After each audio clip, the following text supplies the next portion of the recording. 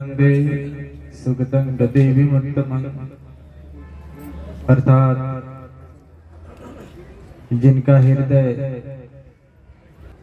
उस लोक गुरु भगवान बुद्ध को सर्वप्रथम नमन करता हूँ। इसी प्रकार धर्मराजा और बाबा साहब डॉक्टर अम्बेडकर के प्रति हार्दिक कृतज्ञता ज्ञापित करता हूँ। मंचासीन परम पूज्य गुरु जी के चरणों में वंदना करता हूँ। उपस्थित भिक्षु संघ, श्रद्धावान उपासक उपासिकाएं, सबसे पहले मैं आप सभी लोगों को कल रात से और आज दिन में यहाँ तक पद यात्रा करने के लिए धन्यवाद ज्ञापित करता हूँ। हमारे साथ बहुत से लोग हैं जो कल रात से पद यात्रा कर रहे हैं। कुछ उपासिकाएं हैं मेरे साथ पैदल चल रही थी, आपस में बात कर रही थी, हम सुन रहे थे सब। रात में ये लोग इतना थक गई थी, बार बार पूछ रही थी कॉलेज कितना दूर है। तो कुछ लोग जानबूझकर कह रहे थे अभी तो 3 किलोमीटर दूर है, कोई कह रहा था अभी तो 4 किलोमीटर दूर है। तो लोग और परेशान हो रहे थे कि अभी 4 किलोमीटर जाना है। तो अभी भी आ रहे थे तो कुछ लोगों ने कहा कि हमारे पैर बंध गए हैं। ऐसे बहुत सारे शब्द सुनने को मिल रहे थे। पैर तो बनते लोगों के भी बंधे हुए हैं, लेकिन जब आप जैसे लोगों का श्रद्धा देखते हैं, आपकी ऊर्जा देखते हैं, तो पैरों की गति बढ़ जाती है। यात्रा जो हम लोग कर रहे हैं वो पैर से नहीं मन से कर रहे हैं। पैरों में थकान लगती है लेकिन मन में थकान नहीं लगती है, क्योंकि मन नहीं थकता इसलिए पैर भी नहीं थकता। गुरु जी बैठे हुए हैं, गुरु जी के बारे में क्या कहना, बस आप इतने ही समझ लीजिए। गुरु जी ने बताया था जब बोल रहे थे कि मैं 7-8 साल का रहा हूँ, तो गुरु जी के पास चला गया था 1995 में। जन्म माता पिता ने दिया है लेकिन जीवन गुरु जी ने दिया है। और यदि गुरु जी नहीं होते तो हम भी माझा के एरिया में कहीं खो गए होते उसी देवारा में। लेकिन गुरु जी का अनंत करुणा हुई और गुरु जी के करुणा के वजह से जो करुणा की शीतल छाया मिली उससे जीवन बदल गया। गुरु जी का जो सबसे बड़ा कार्य मैं समझता हूँ, गुरु जी ने तो बहुत सारे कार्य देश में किए हैं, और यदि हम लोग गुरु जी जैसा कुछ कर पाए, पहली बात तो कर नहीं सकते हैं। मैं इस मंच पे स्पष्ट बोल रहा हूँ, जितना कार्य गुरु जी ने किया हम लोग नहीं कर सकते हैं।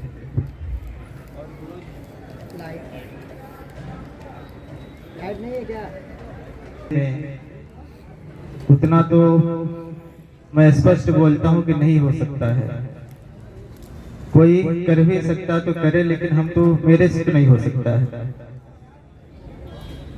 अगर गुरु जी के जो आदर्श हैं, उनके जो कार्य है, अगर उस पे हम लोग चल सकें तो ही हमारे लिए बहुत बड़ी बात है।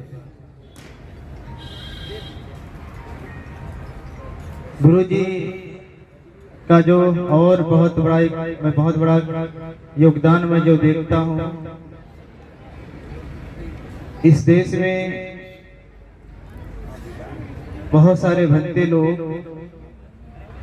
तब बनते थे जब वो रिटायर कर जाते थे नौकरियों से, या तब भिक्षु बनते थे जब वो परिवार से प्रताड़ित किए जाते थे, या तब भिक्षु बन जाते थे जब खाने पीने की उनको बहुत समस्याएं थी।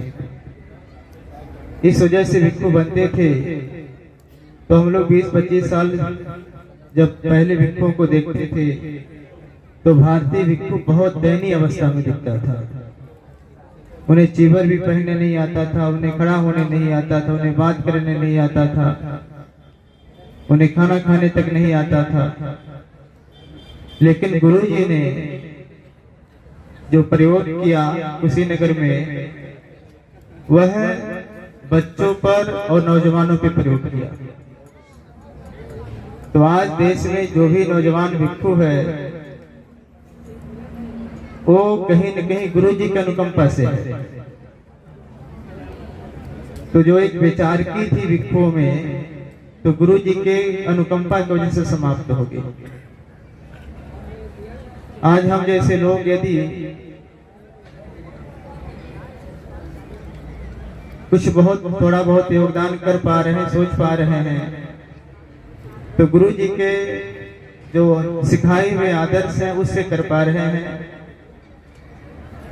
हम लोग गुरु जी के पास थे तो गुरु जी हमेशा हम लोगों को बताया करते थे। मैं आप लोगों को बता रहा हूँ, गुरु मंत्र है, उसको ध्यान से सुनिए। गुरु जी ने हम लोगों को एक बार बार गुरु मंत्र दिया, बार बार गुरु जी कहते थे बर्दाश्त करना चाहिए। यानी कभी कोई जीवन में उतार चढ़ाव आए तो हमेशा सहनशीलता बनाए रखनी चाहिए, सहन करना चाहिए। तुरंत प्रतिक्रिया या तुरंत उग्रता नहीं करनी चाहिए। तो गुरु जी के इस शब्द को मैंने अपने जीवन में गांठ बांध लिया और बहुत मैं प्रयास करने लगा कि जीवन में सहनशीलता को स्थापित किया जाए। बहुत सारे सुख आ सकते हैं, बहुत सारे दुख आ सकते हैं, उसमें समता बनाई जाए। आज ही मैं रास्ते में आ रहा था तो निब्बान बनते के कुछ परिवार के लोग को ला करके छाता टांग दिए हमारे ऊपर। तो मैंने कहा भाई हट जाओ। तो मैंने उसको बस इतना ही बोला कि हमारा पूरा समाज धूप में चल रहा है और मैं छाते में चलूं, ये समता कहाँ से हो सकती है? ये न्याय कहाँ हो सकता है कि सब ऐसे चल रहे हैं और एक आदमी जो है छाते में चले? तो ये सब चीजें हमने गुरु जी से सीखा। गुरु जी ने एक और हम लोगों को शिक्षा दी है। गुरु जी बार बार कहते थे कि जो मांगने वाला होता है वो हमेशा उसका हाथ ऐसे होता है और जो देने वाला होता है हमेशा उसका हाथ ऐसे होता है। तो गुरु जी ने बार बार कहा कि हमेशा देने वाला बनो, मांगने वाला कभी मत बनो। और गुरु जी को मैंने कभी मांगते हुए नहीं देखा, गुरु जी को हमेशा देते हुए देखा। आज भी गुरु जी देख रहे हैं हम लोगों को। आज जबकि देश में जो नौजवान भिक्षु है, मुझे ये बात नहीं कहना चाहिए, लेकिन उन नौजवान भिक्षु जो लोग हैं, अगर मैं चाहूं तो बहुत सारे लोग हैं, उपासक हैं, उपासिकाएं हैं, जिनसे मैं बहुत सहयोग प्राप्त कर सकता हूं। लेकिन गुरु जी को ये सब पता है हमारे क्षमता के ऊपर, उसके बावजूद भी गुरु जी दे रहे हैं। मैं सारनाथ में धम्मा लर्निंग सेंटर बनाया, लगभग 45 कमरे और 5-6 हॉल बने हैं, लगभग 7-8 करोड़ रुपए खर्च हो गया। आपको ये भी जान करके आश्चर्य होगा, मैं उसके लिए कभी किसी से चंदा मांगने नहीं गया। कोई मुझे नहीं कह सकता कि बंते चंद्रमा हमारे यहाँ चंदा मांगने कभी आए होंगे। हालांकि लोगों ने ही दिया, लेकिन मैंने जो लोग मेरे पास आते रहे, जब वो सेंटर बनता रहा, मैं कुछ लोगों को अपना फोटो भेजता रहा कि देखो यहाँ तक काम हुआ, यहाँ तक काम हुआ, और लोग मुझे मदद करते रहे। लेकिन मैंने कभी किसी से पैसा नहीं मांगा। गुरु जी का 2 आदर्श हमने अपने जीवन में उतारा है और उन्हीं दोनों आदर्शों पे चल करके जीवन बहुत सरल हुआ है और जीवन में कुछ थोड़ा बहुत हम लोग योगदान दे पा रहे हैं। ये जो ब्रह्मचारिका है, ये जो धम्म यात्रा है, जब मैंने इसको फेसबुक पे डाला तो किसी ने गुरु जी को बता दिया कि भंते चंद्रमा एक यात्रा निकालने वाले हैं। हमारे यहाँ एक कठिन चिवरदान का कार्यक्रम होना था। उसके 3 दिन पहले गुरु जी ने हमको फोन किया, कहा कि कैसी यात्रा निकाल रहे हो। तो मैं समझ नहीं पाया। मैं सोचा कि गुरु जी कठिन चिवरदान वाली यात्रा के बारे में पूछ रहे होंगे। तो मैंने बोला गुरु जी और सड़क वड़क ठीक नहीं, इसलिए थोड़ा सा निकालूंगा। तो शायद गुरु जी भी पूरी बात हमारी नहीं सुने होंगे, या सुने होंगे तो समझ गए होंगे कि मैं समझ नहीं पा रहा हूँ। 2 दिन के बाद गुरु जी बनारस गए और भंते जी ने कहा कि कैसी यात्रा निकल रही है। तो मैं समझा कि पद यात्रा के बारे में गुरु जी पूछ रहे हैं। तो मैंने बताया कि भंते जी यहाँ से यहाँ से यात्रा निकल रही है। और गुरु जी ने पूछते ही हमसे कह रहे हैं कि बताओ क्या सहयोग चाहिए हमको तुमसे। गुरु जी ने कहा कि तुमको क्या सहयोग हमसे चाहिए। हमने गुरु जी के सामने हाथ जोड़ा और हमने कहा गुरु जी आपका आशीर्वाद चाहिए। और गुरु जी आप सोचिए कितनी अनुकंपा है गुरु जी की। गुरु जी बनारस गए और हमको कह रहे हैं कि क्या सहयोग चाहिए। बाद में गुरु जी ने कहा कि जन्मदिन पे आओ। मैं गुरु जी के जन्मदिन पे गया। गुरु जी कहने लगे कि एम्बुलेंस ले जाओ, वही गाड़ियां ले जाओ यात्रा में। तो हमने कहा कि गुरु जी जरूरत पड़ी मैं बताऊंगा। यात्रा प्रारंभ हुई और उसी दिन से गुरु जी बार बार पूछ रहे कि कहाँ पहुंचे हो, कोई दिक्कत आ रही क्या। गुरु जी ने कहा कि मैं आजमगढ़ में आ रहा हूँ। हमने आग्रह किया गुरु जी बहुत दूर है, आप रहने दीजिए। फिर गुरु जी बीच में 2-3 बार और फोन किए और गुरु जी आज बस्ती में आ ही गए। तो अभी जब गुरु जी मैं सुबह बैठा था वहाँ पे कलवारी में, तो मैं बरसा की टीम सील लेने आई हमारे पास। मैंने को बोल रहा था, ये लोग कह रहे थे गुरु जी बस्ती आने वाले हैं। हमने कहा गुरु जी यहाँ भी आ सकते हैं। हमने कहा गुरु जी रास्ते में आ सकते हैं। उनको मैंने बोला कि कह रहे गुरु जी खाना खाने के समय आएंगे। हमने कहा गुरु जी 9 बजे भी आ सकते हैं। और गुरु जी 10 बजे के आसपास रास्ते में पहुंच गए। और जब हम लोग कलवारी से निकले हैं तो हमारे छोटे भंते लोग कह रहे थे कि भंते जी आज का दिन बहुत महान दिन है। और भंते लोगों को लगा कि गुरु जी के आने से पदयात्रा एकदम उसकी गरिमा बढ़ गई।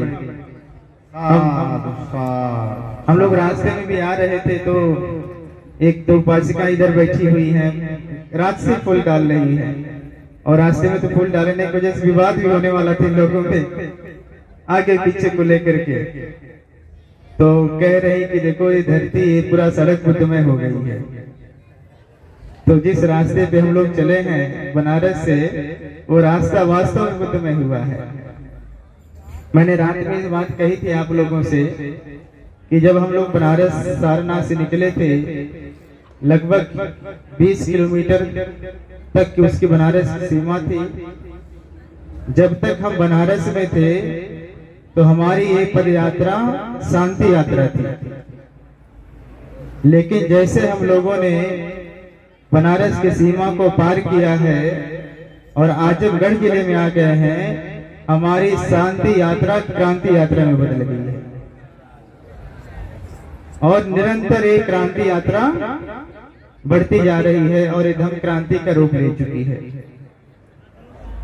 अगर हम लोग जिन जिलों से होकर के जा रहे हैं, अगर इन जिलों में हम बड़े बड़े बौद्ध सम्मेलन भी करते तो उसका ये संदेश नहीं जाता जितना बड़ा संदेश हम लोगों का पैदल जाने में जा रहा है। और ये संदेश वैश्विक है। ये संदेश सोशल मीडिया के माध्यम से बहुत लोगों को पता चला है। और पिछले अप्रैल में क्या हुआ था सबको पता है। सारनाथ में एक प्रकरण हुआ था। स्तूप पर पूजा और ध्यान को लेकर के प्रतिबंधित किया जा रहा था। एक बार हमें भी रोका गया था और हमने उपासक उपासिकाओं से आह्वान कर लिया था कि हम लोग सारनाथ में सामूहिक पूजा ध्यान करेंगे। और उस आह्वान पर आप सभी लोगों ने उस आह्वान को बहुत गंभीरता से लिया और 20-25 हजार लोग सारनाथ पहुंचे। जब 20-25 हजार लोग एक हफ्ते के अंदर ही सारनाथ पहुंचे तो सारनाथ का जो पुरातत्व विभाग वहां से लेकर के दिल्ली तक का पुरातत्व विभाग लगभग एक हफ्ते घुटनों पे बैठा था और बार बार आग्रह कर रहा था कि आंदोलन पीछे ले लीजिए। तो हमने उस समय ही एक अध्ययन होता, सामाजिक अध्ययन होता है, वो मैंने किया। उस अध्ययन से मैंने ये पाया कि समाज में जो बहुजन समाज है, जो दलित, पिछड़ा, ओबीसी, माइनॉरिटी है, जो 85% कह सकते हैं, या जो सामान्य लोगों में भी जो जातिवादी लोग नहीं हैं, जो विषमतावादी लोग नहीं हैं, जो अच्छे लोग हैं, यहाँ तक कि उनमें भी वर्तमान परिस्थिति को लेकर के बहुत निराशा है। जिस तरह से सांप्रदायिक माहौल बिगड़ा है इस देश में, जिस तरह से सांप्रदायिक माहौल बढ़ता जा रहा है और जिस तरह से कह सकते हैं कि इधर दलितों और शोषितों पे अत्याचार हुए हैं और जिस तरह से राजनीतिक लोगों की निष्क्रियता बढ़ी है, जिस तरह से सामाजिक लोगों के ऊपर अविश्वास बढ़ा है, एक प्रदेश में बड़ी निराशा थी। और आप सबको सब इस चीज को महसूस करते हैं कि प्रदेश में बहुत निराशा थी और ये निराशा राजनीतिक और सामाजिक लोगों द्वारा फैलाई गई निराशा थी। इस बात से कोई इनकार नहीं कर सकता है। लेकिन 3 तारीख के आंदोलन ने लोगों के अंदर ऊर्जा का निर्माण कर दिया था और जो लोग घरों में निराश बैठे थे, चाहे वो किसी भी जाति धर्म का हो, वो इंतजार कर रहा है कि कुछ लोग आए और जो विषमतावादी वातावरण पैदा हुआ उसके खिलाफ लड़ाई लड़े। कुछ लोग चाह रहे हैं कि जो देश में जो माहौल खराब हुआ है, आकर के करुणा मैत्री का संदेश दे, प्रेम और बंधुत्व का संदेश दे। और जब ये शांति यात्रा सारनाथ से निकली है तो देश के प्रत्येक लोगों को ऐसा लग गया कि हो सकता है कि इस शांति यात्रा के माध्यम से लोगों में ऊर्जा का निर्माण हो। तो उस ऊर्जा का निर्माण लोगों ने एक संभावना देखी है और संभावना देखने के बाद लोग बड़ी संख्या में सड़कों पे आए। चाहे आजमगढ़ हो, चाहे अम्बेडकर नगर हो, चाहे बस्ती जनपद हो, जो एक निराशा का वातावरण था, कहीं न कहीं इस धम्म यात्रा ने, इस पद यात्रा ने निराशा के दौर को खत्म किया है और लोगों के अंदर एक नई चेतना का निर्माण किया है। मैं बार बार कहता हूँ कि भगवान बुद्ध का बताया हुआ मार्ग है, भगवान बुद्ध का चला हुआ ये पथ है, ये बहुत कल्याणकारी है। यही बहुजन हिताय बहुजन सुखाय है और इससे ही बहुजन हिताय बहुजन सुखाय किया जा सकता है और हम लोगों ने 10 दिन में करके देख लिया है। अगर इस तरह की यात्राएं देश में निरंतर की जाए तो बहुत संभव है कि देश को प्रबुद्ध भारत बनाया जा सकता है। और ये प्रबुद्ध भारत की झलक दिख रही है जब आप सड़कों पे दिख रहे हैं। और इस यात्राओं में क्या हुआ है, मैं आजमगढ़ से देख रहा हूँ, लोगों ने दल छोड़े, मतलब दलीय भावना से ऊपर आए हैं। बहुत सारे संगठन बने हुए हैं लोगों के और संगठनों में आपस में सामंजस्य नहीं है। लोग उस संगठनों के उससे भी बाहर आकर के लोग यात्रा में शामिल हो रहे हैं। तो संगठन आड़े नहीं आ रहा, दल आड़े नहीं आ रहा है और बढ़ चढ़ करके लोग हिस्सा ले रहे हैं। तो इस तरह से मुझे लगता है कि अगर चलता रहा तो इसका परिणाम बहुत अच्छा आने वाला है। मैं एक बात बता करके अपनी बात समाप्त करूंगा। 1954 में परम पूज्य बाबा साहब डॉक्टर अम्बेडकर बर्मा गए। बर्मा में छठी संगीति हो रही थी और उस छठी संगीति में पंडित जवाहरलाल नेहरू जी भी थे। हम लोगों के महागुरु पूज्य बदंत चंद्रमणि महास्तवीर जी भी थे जो गुरु जी के गुरु जी हैं, बंदे आनंद कौशलाय और राहुल संस्कृताय ने भी बीते थे।